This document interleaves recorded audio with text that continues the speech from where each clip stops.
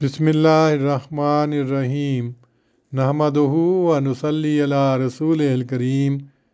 صحیح البخاری کتاب الصلاۃ باب 108 حل یغمز الرجل امرأتہ عند السجود لکی یسجد، یعنی کیا آدمی سجدہ کرتے وقت اپنی بیوی کو دبا دے تاکہ وہ سجدہ کر لے۔ حدیث نمبر 519۔ حضرت عائشہ رضی اللہ عنہا کہتی تھیں، کیا ہی بری بات ہے کہ تم نے ہمیں کتے اور گدھے کے برابر کر دیا ہے۔ میں نے خود اپنے آپ کو دیکھا کہ رسول اللہ صلی اللہ علیہ وسلم نماز پڑھ رہے ہوتے اور میں آپ کے اور قبلے کے درمیان لیٹی ہوئی ہوتی۔ جب سجدہ کرنا چاہتے تو میرے پاؤں کو دبا دیتے تو میں ان کو سکیڑ لیتی۔ تشریح: اس باب کے قائم کرنے سے یہ مسئلہ ثابت کرنا مقصود نہیں کہ آدمی نماز پڑھتے ہوئے اپنی بیوی کو دبائے یا نہ دبائے، بلکہ سابقہ مسائل میں صرف استفتاء کی صورت کو واضح کرنا مد نظر ہے۔ حضرت امامہ کا اٹھانا کسی خاص ضرورت کے ماتحت تھا، سو جیسے اس واقعے میں مسئلے کی نوعیت محدود صورت رکھتی ہے، ایسا ہی دیگر امور میں بھی۔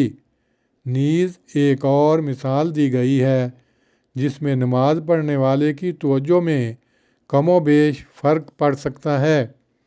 جو شخص چاہتا ہے کہ اس کے سامنے سے لیٹا ہوا آدمی اپنے پاؤں سکیڑ لے تا وہ سجدہ کر سکے، اور اس غرض کے لیے وہ اس کے پاؤں کو دباتا ہے، تو اس کی توجہ ایک لمحہ بھر کے لیے نماز سے بٹے گی، مگر باوجود اس کے اس کی نماز میں فرق نہیں آتا۔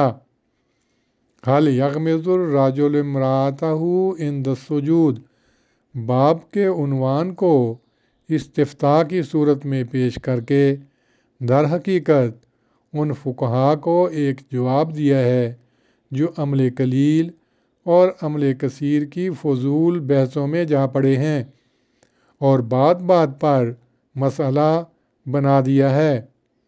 سابقہ باب میں حائضہ سے کپڑا چھونے اور نماز میں خلل نہ آنے کا ذکر تھا، اور اس باب میں عورت کے بدن کو چھونے کا ذکر ہے، یعنی اس کے سامنے ہونے سے نماز کا ٹوٹنا تو درکنار، اس کو چھونے سے بھی نماز نہیں ٹوٹتی۔ اس ضمن میں روایت نمبر 519 کے یہ الفاظ قابل غور ہیں۔ قالت بیسما عدلتمونا بالکلب والحمار۔ عورتوں کے متعلق یہی ذم باطل رد کرنے کی خاطر اس سے پہلے باب 105، 106، 107 قائم کیے گئے ہیں۔ اللہم صلی علی محمد وعلی آل محمد کما صلیت علی ابراہیم وعلی آل ابراہیم انک حمید مجید۔ اللہم بارک علی محمد وعلی آل محمد کما بارکت علی ابراہیم وعلی آل ابراہیم انک حمید مجید۔